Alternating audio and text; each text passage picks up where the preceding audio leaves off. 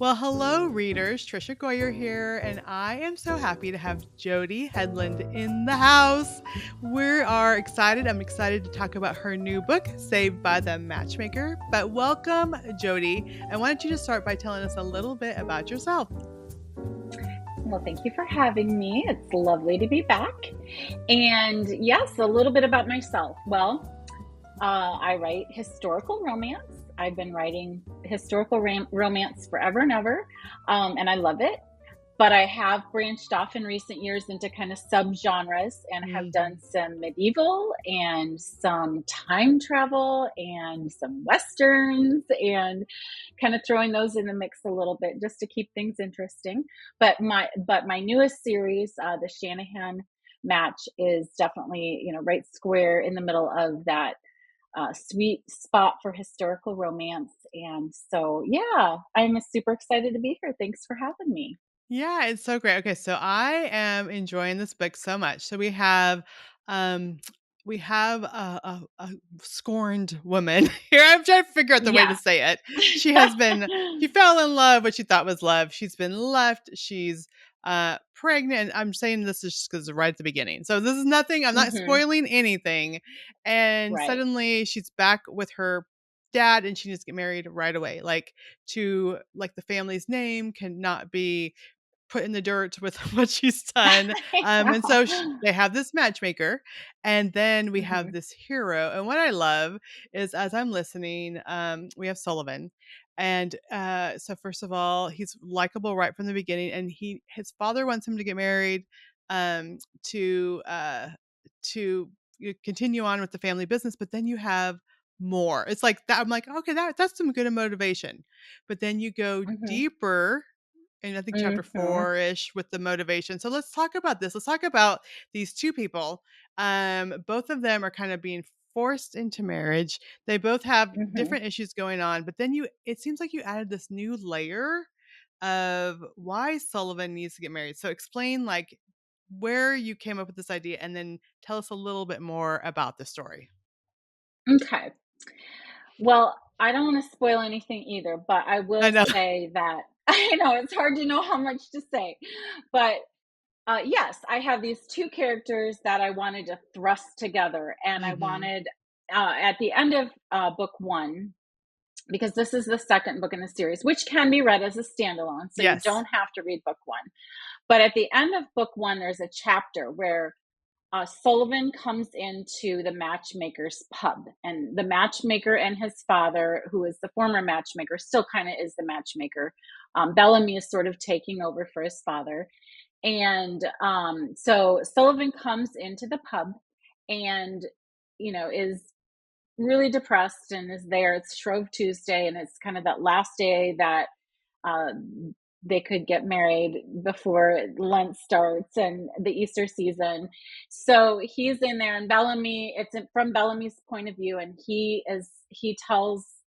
um, he tells Sullivan, "Oh, I'll help you," but Sullivan has this list of a few things that he wants in a spouse, and so he gives Bellamy this short list, and Bellamy sends him on his way and says, "Meet me at the church by." In time to get married tonight. I think by 11 or so. And so Bellamy, in the meantime, now as book two opens, has been trying to find a woman for Sullivan. So two books really happen side by side, and there's not much of a break in the timeline. And so Bellamy has been frantically searching through his father's ledger, looking for anyone who hasn't been matched yet. And in walks the Shanahan family, the whole Mhm. series is about them.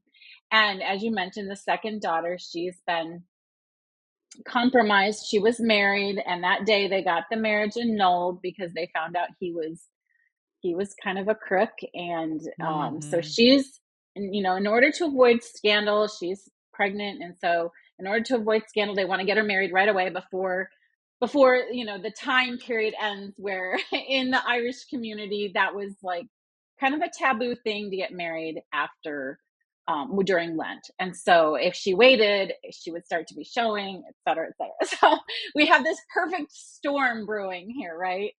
And Sullivan, on the other hand, is getting pressure from his family to get married. His father has built up this huge steamboat company, and they are very um, wealthy and powerful men.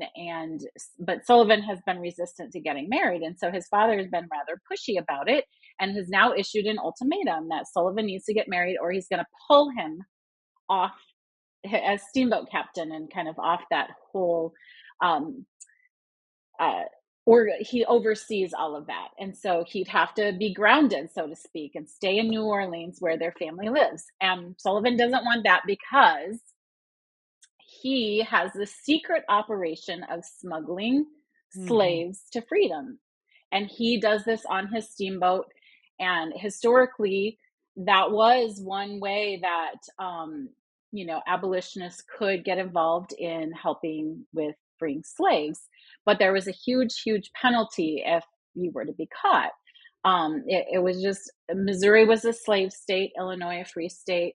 And so there was just a lot of tension, a lot of, you know, there was just a lot going on, and so the laws were very, very strict at that time. If you were caught helping a slave escape, you could go to jail for 7 years as a penalty. So he's putting a lot at risk to do this, and he doesn't want to be pulled off the river as a steamboat captain by his father, because then that would be something he would have to give up as well. So there's a lot of motivation for both these two people, right as you said, right at the beginning of the story, to form this marriage of convenience. And so, yeah, Yeah. kind of a Yeah. Well, long answer to your question, no, but I love it. I love it. And so what I love about it is like when we teach at writers conferences, we always tell people to up the stakes. And I mean, just the fact that she's been scorned and now her reputation is at stake would have been enough. But now she's Mhm, pregnant also, and Lent is mhm, getting ready to start. So she'd have to wait till after Lent. Like that's like double upping, mhm. triple upping the stakes. And then, it Yep. would be enough for him to just lose the business and lose like his job and being able to oversee all this, but now he is rescuing people and other lives are at stakes. And I love, I'm like, she Yeah. upped the stakes. Oh, wait, she just upped the stakes again. And it's so fun when I'm reading, like, oh, wow. Oh, I like how she did that. It's so fun to see Yeah. those things. And so, really, it is the perfect storm. Like for either one of them to back away, like Mhm. there'd be a lot of consequences for that. And so not Yes. only with them, but other people involved. And so I love like I'm like, Right. "Ooh, I really like how she did this at the beginning." So this is if you want to be an author, this is case study for sure of how to up the stakes Wow, at the thanks. beginning of the Yeah. novel. Yeah. Okay, so set us in Yeah. the time period. Help us explain like Mhm. when this takes place because I know Sullivan also has some other physical Mm. limita Right. issues. Well, I don't even know how to explain it. You explain it. You Yeah. explain it. Yeah. Okay. I'll explain it. Yeah. So this story takes place in the late 1840s and 1849. And the reason that I chose that particular time was because when I was doing research for this story, I realized that St. Louis had a lot of major things happen in that particular Mm, year.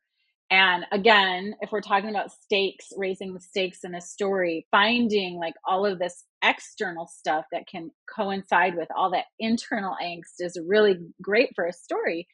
And so St. Louis in 1849 started off with a cholera epidemic, and it had spread from Europe.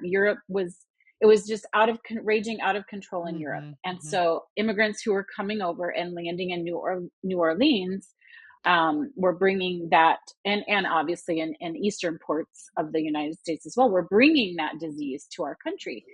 And so we have the cholera epidemic starting.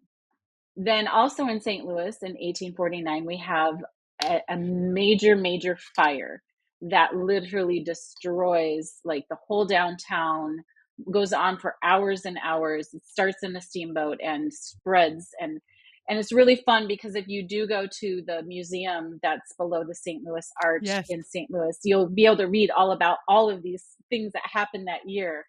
Um, and then not only was there the cholera epidemic and the fire, but there were just lots of other little things going on, bank robberies and crime escalating and gang problems and just all of this stuff. And so it's a really great year to set a story. And so in this particular book, in the story with Sullivan and Enya, I capitalize on the Great Fire of 1849 that happens. And so he's a steamboat captain, and the fire starts on the steamboats in on the Mississippi River in St. Louis. So it just, and tying in like the the heightening awareness of the slavery and the abolitionist movement and all of that just kind of all worked together. So it was a lot of fun to write. I love that. Yeah, we were just there at the Yeah. Arch last year. And so we were Okay. under the museum down there and checking out Hmm. everything. It's very well done.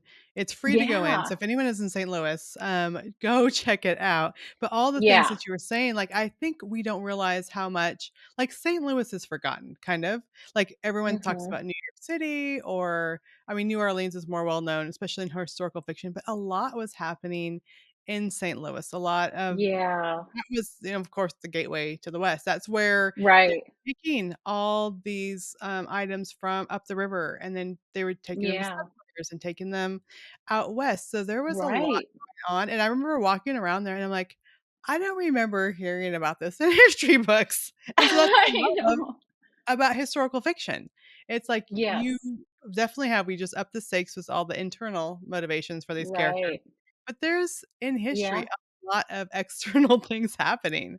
Oh, yeah, yeah, and like you said, that year especially, was the beginning of the gold rush in California, the 49ers. 1849 was that year that a lot of people came through St. Louis, came up the Mississippi River, and jumped off at St. Louis to take those steamboats up the Missouri River to start their trek west. And so you have a lot of that as well, that influx of immigrants into the city who are all wanting to go out west or find a new life in this new land. And so it just makes for a really good fiction. I love that so much. I love my Hmm. ancestry stuff. I was just looking at my Yeah. ancestry. I had someone from Missouri, a member of our family, go in 53 to Placerville, California on a covered wagon. I'm like, Oh My my goodness. my day is made. I actually had someone go on a covered wagon, but then he came back and got Yeah. married. I'm sure he did not find gold. He did not find Yeah. anything. So because he Yeah. came back, moved to Kansas, got married, had a family, but just the fact I'm like, so Yeah. on a covered wagon to Placerville, Oh, California. that's so cool. I know. It's really cool when you can find those little nuggets in your family history for sure. Yeah. I Okay. wish I So could lay claim to that. I know maybe dig around. You never know what you'll find. Okay. Yeah. Okay. Tell us about your research. Did you go there to the museum under the arch, and like what other type of research did you do for this book? Yeah, I did go to St. Louis, well, I was gonna say a couple of years ago, but at the start when I was researching for this series, and St. Louis has changed so much, as you know, like Mhm, it is mhm. just so different than what it historically was like. So I really did appreciate being able to go to the museum. I went to that particular museum, and that I went to a couple of really old houses and toured them, and just tried to get the feel of what St. Louis would have been like at that time, but it was so hard. And I even took like a ride on a steamboat.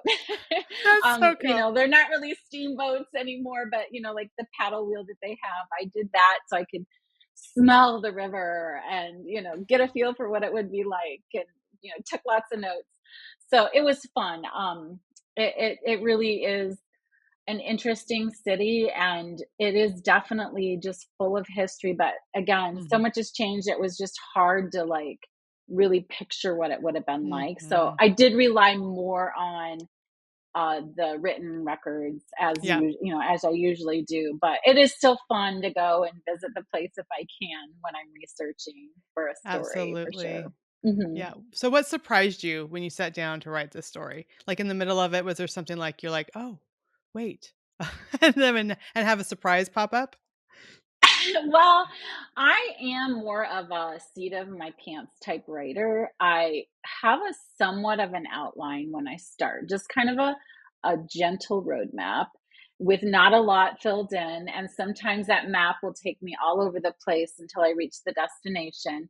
So I do find myself having lots of surprises as I go along. And I don't think I necessarily started off to make Sullivan as sweet as he turned out to be. So Mm. I think that was sort of the biggest surprise that came out of this. Like, I knew that he was going to be sort of that beast because, and I don't think I answered your question quite well. He does have some scars from, he fought in the Mexican American War. Mhm. Mhm. A couple of years before the opening of this story, he was on a steamboat piloting it in that war and got into an accident and has some burn scars on his body that he's very self-conscious of.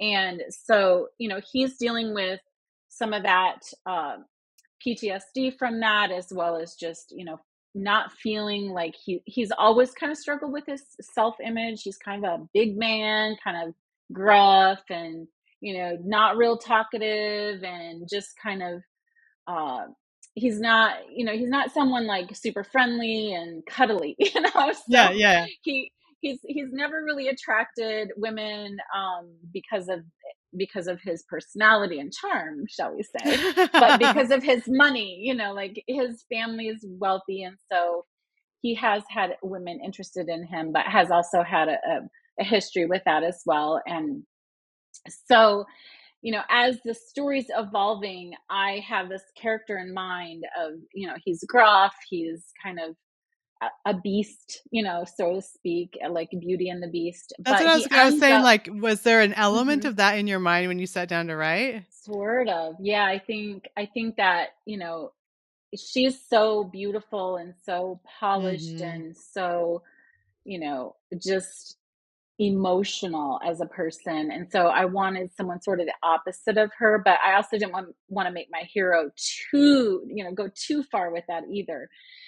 So there's always that balance when you're developing your hero to make him still somewhat like you want your reader to fall in love with him both physically and emotionally too, as your heroine does. So I couldn't make him too scarred, too over the Yeah, top. yeah.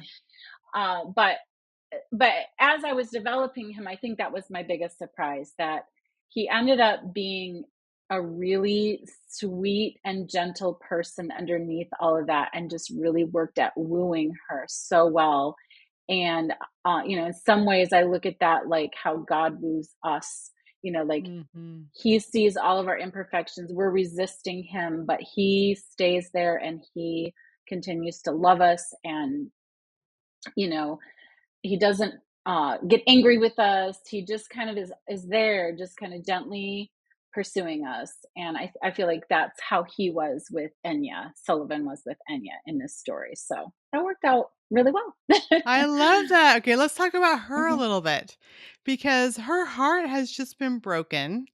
And then she's Hmm. supposed to marry this person she doesn't know, which I can't even imagine. So, like, what were you Hmm. thinking when you went in, like, in her story that you wanted to make sure, like, you brought out, like, without giving too much away? What did you want to bring out with Yeah. her? Yeah, she was a little bit more complex to write, and I found that especially during rewrites, I needed to take her arc a little deeper. Mm, And so that was difficult because initially I wanted to have some family dynamics going on where we all have those struggles in our families. Even though the Shanahans are a strong, loving mhm, family, it there's just dynamics that happen in any family, and I just wanted to show a really great family can still have imperfections and mhm, have struggles with dynamics. And so she struggles with some feelings of pressure, like their family has to be a certain way. They're a prominent family in the community, and she has to live up to expectations. And some of her desires and dreams have been pushed down, and she doesn't necessarily have a great relationship with her mom. And so it's trying to pull in some of these elements to show that she just kind of was that more outspoken, fiery person that clashed with her parents, and some of that pushed her away from her family into making poor choices. And but Mhm. by the end, she realizes that she has some growth and some work of her own to do, and so she starts to do some of those things. And yeah, so I hope I didn't give too much away.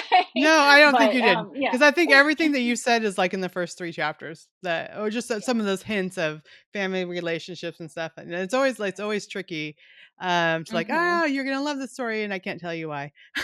So Yeah, I know. but it's really good, and if you love her books, which, I mean, on avid readers of Christian fiction, so many people, recommend your books over and over again, so you guys will not Yeah, be thanks, disappointed by this. guys. Yeah. Okay, so Hmm. we also know that's gonna go into book 3. Can you give us the tiniest hint of something, from book 3? Yeah. Well, actually, I've one of my most asked questions in emails and on Facebook is, will the matchmaker I know himself that's what have I a was story? wondering. Yeah. So I'll touch on that too. Book three is going to be another Shanahan child. Actually, all four of them are. But book three is going to be the brother. So the two sisters have books one and two, and then the brother's going to have book two. And we're going to pull in some of the more about immigration and Mhm. the trouble with that was going on in Ireland at the time to cause so much immigration. We're going to pull in a little more of the gang activity to show that. Mhm. And then we're also going to look at some of the aftermath of the fire and what it took to rebuild the city. And so the brother is going to be part of all of that. And Good. yeah, so hopefully that will be a fun story to read as well. And then the book after that is going to be Bellamy's story, and he's that young matchmaker, Yeah. that wily young matchmaker who just seems to have an intuition about things, but considers himself to be unlucky in love. So he's not quite wanting to be in love, and not, there's been a strong history in his family of men being unlucky in love. And so he's kind of opposed to marriage for himself. But his dad thinks it's time for him to get married. And so he's got to buckle down and start getting serious about it. I love that. Okay, So, yeah. mhm. I was wondering the same thing with him. I'm like, "Okay, he needs someone next." So we know that is Yeah, coming. Just keep that is reading. That is coming. coming. Yes. That's so Definitely fun. is. Yeah, Hmm. and I love that I love when you could just continue on with the family and you see more of the Hmm. dynamics, more of the characters. It's so fun. Yeah, I don't know, you just do feel part of the family and you could understand, like you said, you layers. There's do. layers of immigration, layers of what was happening with the Hmm. gold rush, with the cholera. Right. I mean, there's so many things that were Hmm. going on, but with each book you're able to explore a little bit more. So that's gonna be super cool. Right, exactly. Yeah. All right. So For sure. one question that I always have to ask is what is a Christian novel that you've enjoyed? Well, I even though I write historical fiction, I tend to read contemporary romance. Okay. Those who've heard me interviewed before will probably remember that. So some of my favorite books are by, I love Becky Wade. I've been reading some of her, she's doing a couple of independent uh, stories now that she's released on her own. And Uh-huh. so, yeah, so those are my most recent Christian reads. I would highly recommend them. She's an excellent author. Yeah. So, So and fun. I I love, love that. yeah, and I love Denise Hunter too. She always writes great Oh my contemporary gosh. romance. Mhm. Yes. The novel. What's the novel one? The title of that novel one? A Novel Proposal? I think that was. That Mhm. was really good. So good. Yeah, I enjoy her books too. Yeah. Yeah, So definitnot. I Yeah. love it, and I love it's so it's funny how, like, we write one thing, and sometimes our brain just needs to I not be know. in what we write about, right? Yeah, I know. It is. It's just I I know. I like to dabble in like I said, different areas of historical romance. Um, but when I read, I generally steer away from all of that because, like you said, you just need something different. and I don't Mhm. want to compare myself or, Exactly, all of yeah. those things. So, yeah. Well, I love it. Mhm. Okay, so the book is Saved by the Matchmaker. It's book 2 in the Mhm. Shanahan Match series. And where can people go to find more information about you and your books? Well, I mean, obviously, the one of the best places is my website at jodyhedlund.com. Mhm. And then also, I have a Facebook reader room where readers can join and become part of like my review crew or an influencer for certain books.